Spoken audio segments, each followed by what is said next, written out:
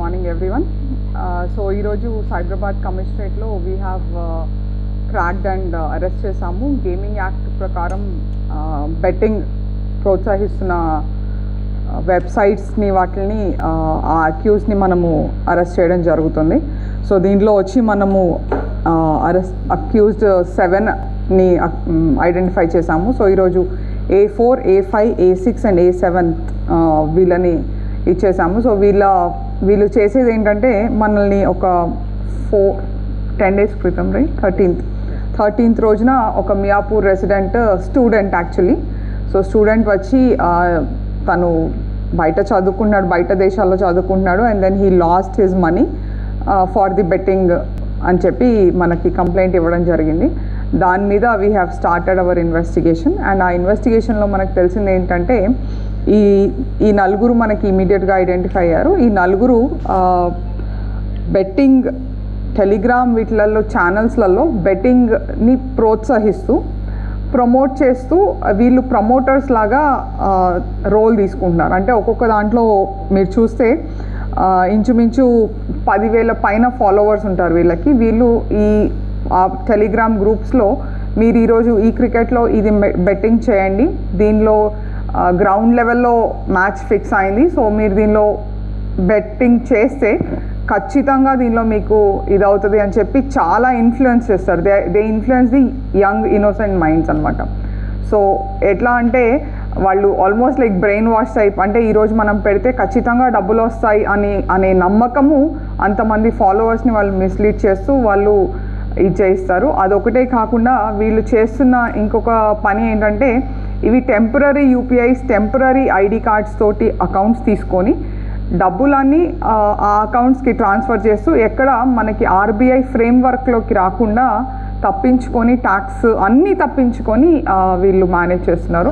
అంటే ఇప్పుడు ఒక 10 మంది ఎగ్జాంపుల్ మాత్రమే, ఒక 10 మంది బెట్టింగ్ పెట్టారనుకోండి, దాంట్లో ఎవరో ఒకరికి కొన్ని డబ్బులు వస్తాయి. ఆ కొన్ని డబ్బులు వీళ్ళ అకౌంట్లలో కూడా వీళ్ళు బినామీ అకౌంట్స్ అండ్ ఫాల్స్ ఐడీస్ తోటి తీసుకున్న అకౌంట్స్లో వేయించుకోవడమే కాకుండా ఆ గెలిచిన వాడికి వన్ ఆఫ్ వీళ్ళ నుంచి యూపీఐ పంపించి వేయిస్తున్నారు.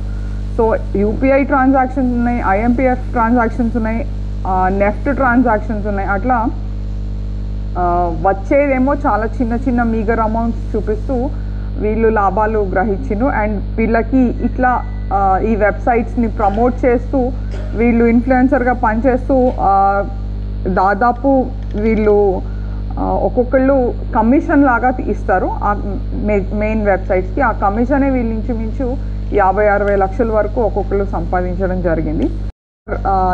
అంటే ఇక్కడికి మా ఇన్వెస్టిగేషన్ ఆపకుండా వీఆర్ గోయింగ్ అహెడ్.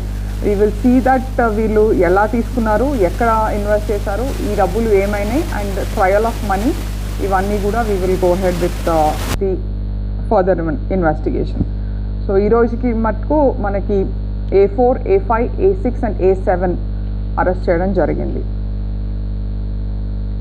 చిన్నాకేష్, పోతావని దీపక్, గుగ్లోత్ శ్రీరామ్ నాయక్ అండ్ హేమంత్ కుమార్ అనే నలుగురిని సైబరాబాద్ సైబర్ క్రైమ్ పోలీసులు అరెస్ట్ చేశారు.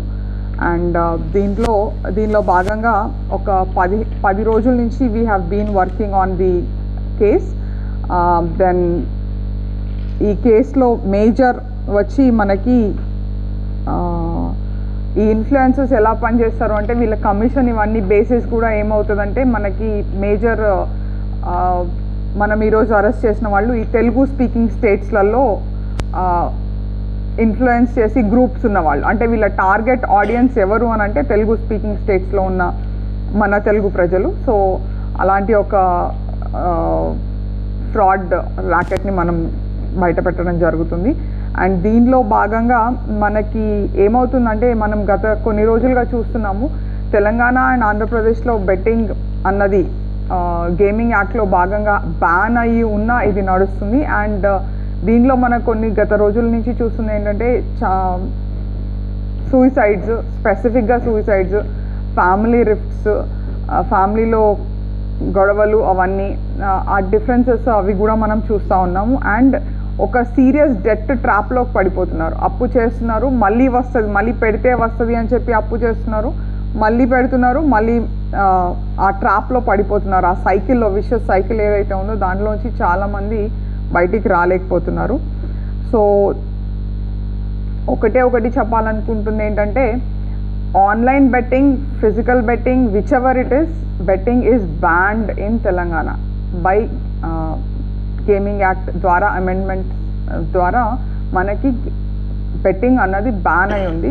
సో ప్రజలు దయచేసి అప్రమత్తంగా ఉండాలి, ఇలాంటి ఫాల్స్ ట్రాప్స్లను నమ్మకుండా కేర్ఫుల్గా ఉండాలని విజ్ఞప్తి చేస్తున్నాము. అండ్ దీనిలో మేజర్గా మనకి